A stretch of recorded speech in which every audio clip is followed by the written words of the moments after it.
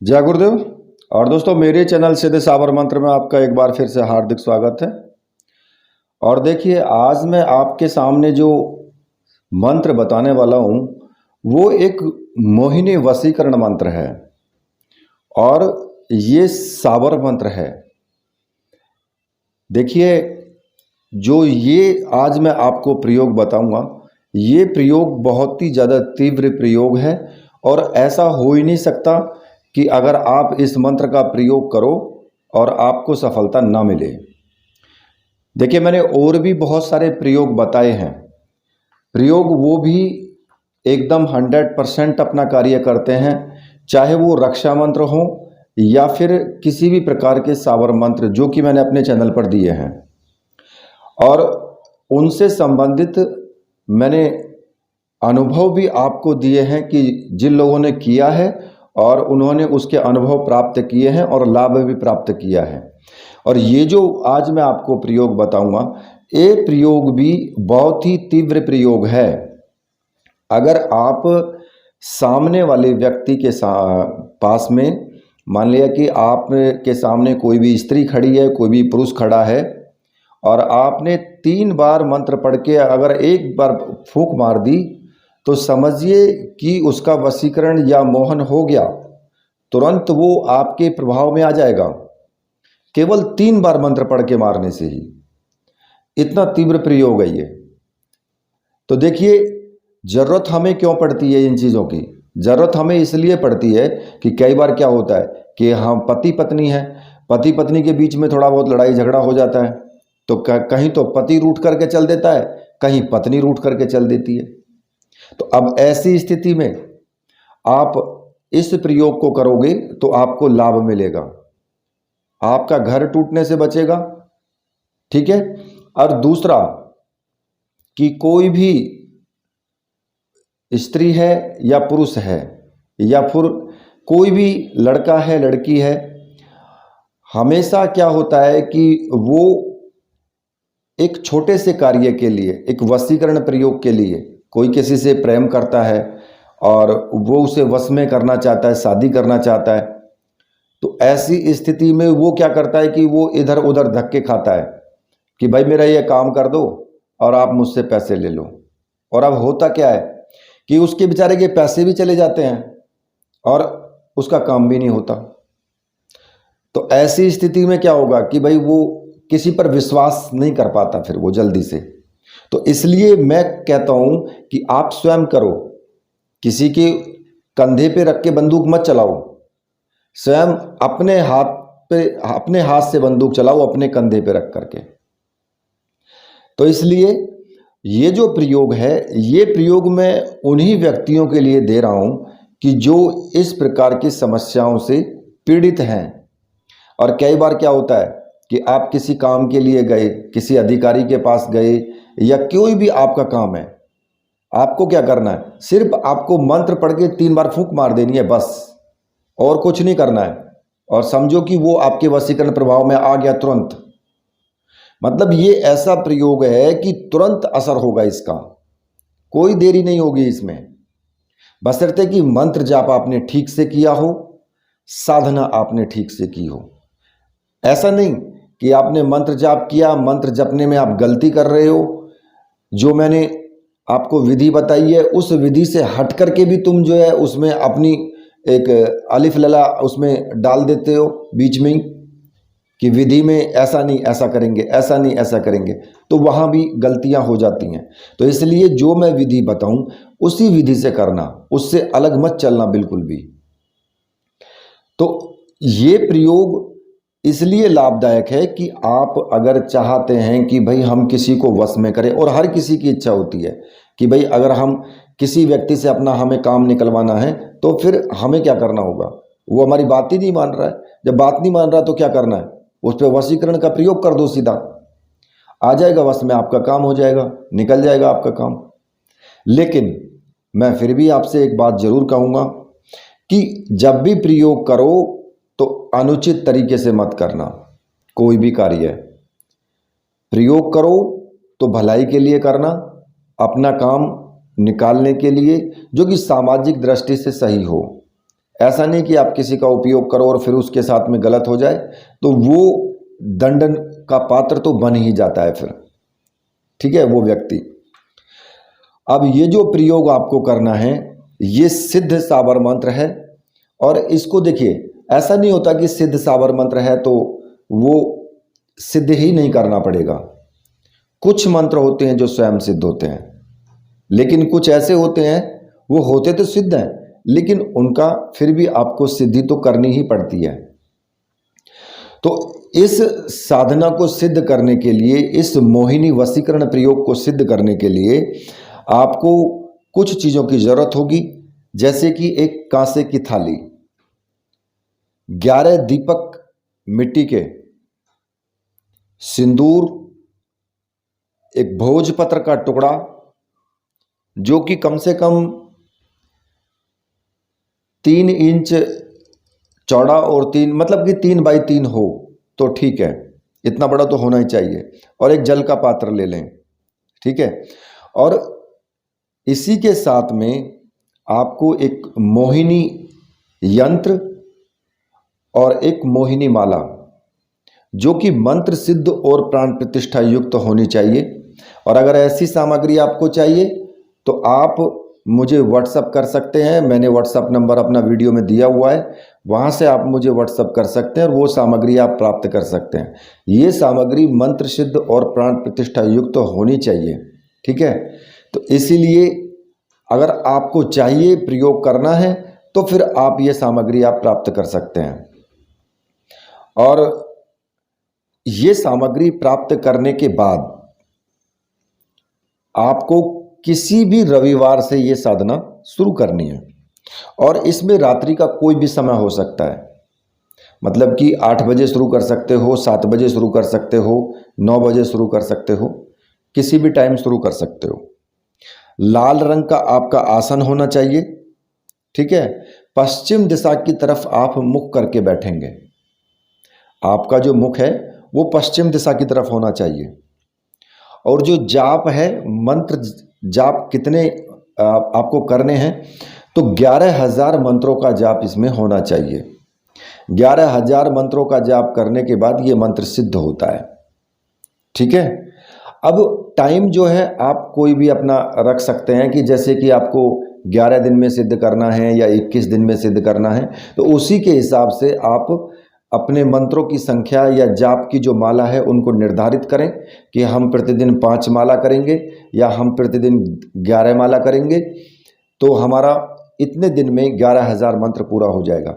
अगर आप इसमें 10 माला रोज करते हैं तो फिर आपका 11 दिन में ये मंत्र सिद्ध हो जाएगा, 11,000 आपका मंत्र जाप पूर्ण हो जाएगा, ठीक है।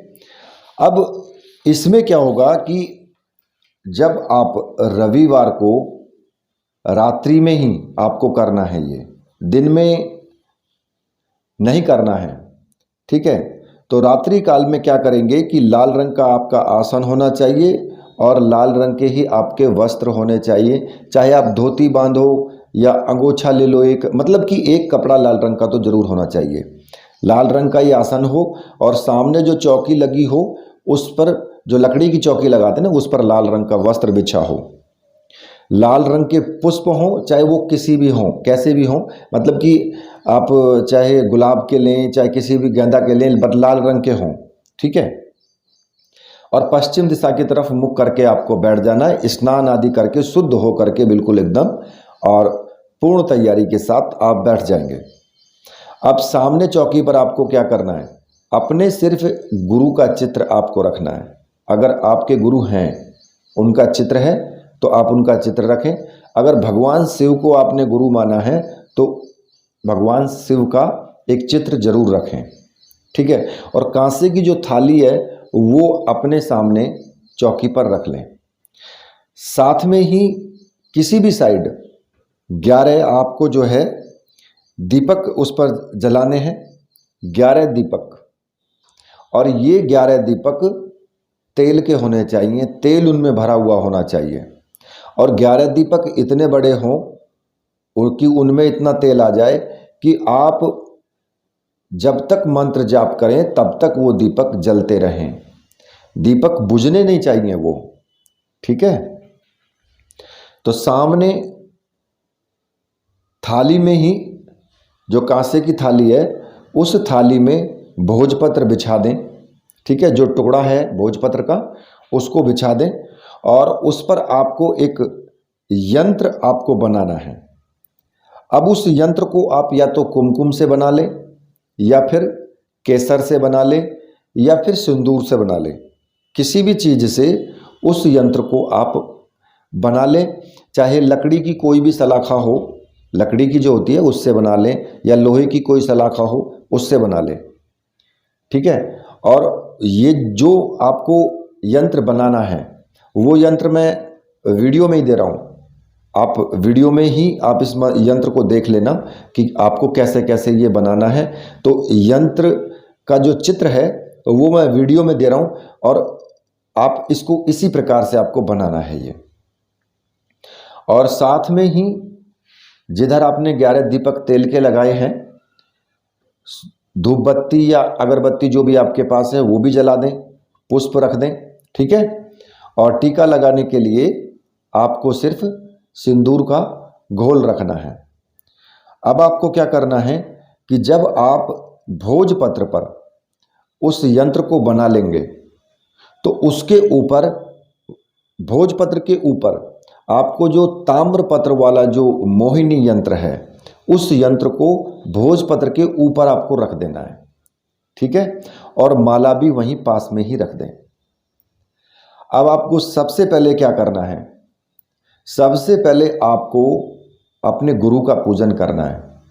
गुरु का पूजन पुष्प से, और जो सिंदूर का टीका लगाएं उनको, और गुरु जी से आपको मन ही मन आज्ञा लेनी है कि गुरुदेव मैं ये साधना करने जा रहा हूँ, मोहिनी साधना, और इस साधना में मुझे पूर्ण रूप से सफलता मिले, ऐसा मुझे आप आशीर्वाद दीजिए।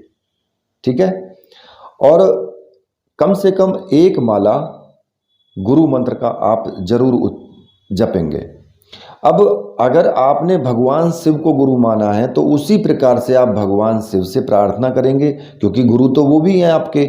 जब वही गुरु हैं तो उनको गुरु मान करके ही आपको साधना करनी है, तो उन्हीं से आपको प्रार्थना भी करनी है। तो उनसे प्रार्थना करें कि गुरुदेव मैं ये साधना करने जा रहा हूँ, इसमें मुझे पूर्ण सफलता मिले, मुझे आशीर्वाद दीजिए, मेरी रक्षा कीजिए। ठीक है, और फिर ओम नमः शिवाय मंत्र का एक माला का जाप जरूर करें। और देखिए ये क्रिया आपको प्रतिदिन ही करनी है, गुरु पूजन भी प्रतिदिन करना है आपको। और इसके बाद जो आप मंत्र जपेंगे, जो सर्वार्थ साधक साबर मंत्र है, उसको आपको 21 बार जरूर जपना है, और ये प्रतिदिन ही आपको करना है इतना काम। तो जो सर्वार्थ साधक साबर मंत्र है उसको जपने की आवश्यकता क्यों पड़ती है, क्योंकि उसको जपने से क्या होता है कि जो जितने भी साबर मंत्र हैं, कोई भी साबर मंत्र की साधना आप करें तो उसको जरूर 21 बार जपना चाहिए। क्योंकि अगर उसको आप 21 बार जप लेते हैं तो मंत्र सरलता से सिद्ध हो जाता है, किसी प्रकार का कोई विघ्न नहीं आता, और मंत्र होता भी पूर्ण रूप से सिद्ध है फिर। ठीक है, तो वो जो सर्वार्थ साधक साबर मंत्र है वो मैं आपको बता देता हूँ, आप उसको नोट कर लेना। ठीक है, मैं लिख करके भी दे दूंगा आपको वीडियो में ही। तो वो इस प्रकार से है, गुरु सठ गुरु है वीर, गुरु साहब सुमरों बड़ी भांत, सिंगी टोरों वन कहों मन्नाऊं करतार, सकल गुरुन का हर भजे घट्टा पकर उठ जाग, चेत संभार श्री परमहंस। इस मंत्र को 21 बार जपना है आपको। ठीक है, और ये प्रतिदिन ही जपना है, गुरु मंत्र भी और ये सर्वार्थ साधक साबर मंत्र भी। चाहे आप 5 दिन की साधना पूर्ण करो 5 दिन में, चाहे 11 दिन में साधना पूर्ण करो, चाहे 21 दिन में साधना पूर्ण करो, लेकिन ये जरूर आपको प्रतिदिन ही करना है। और इस बात का विशेष ध्यान रखें कि जो तेल के दीपक हैं जो जल रहे हैं वो दीपक बीच में बुझने नहीं चाहिए। इतने बड़े तेल के दीपक लें कि जैसे कि मान लिया कि आप देख लें कि भाई एक मंत्र का जाप इतनी देर में होता है, यानी इतने सेकंड में हम इस मंत्र का जाप एक बार कर सकते हैं। तो एक माला करने में हमें कितना टाइम लगेगा। तो इसी प्रकार से 10 माला या 11 माला आप करते हैं तो उसमें कितना टाइम लगेगा। तो उसी के हिसाब से उतने ही बड़े दीपक तेल के रखें कि वो इतनी देर तक जल जाएं, ठीक है।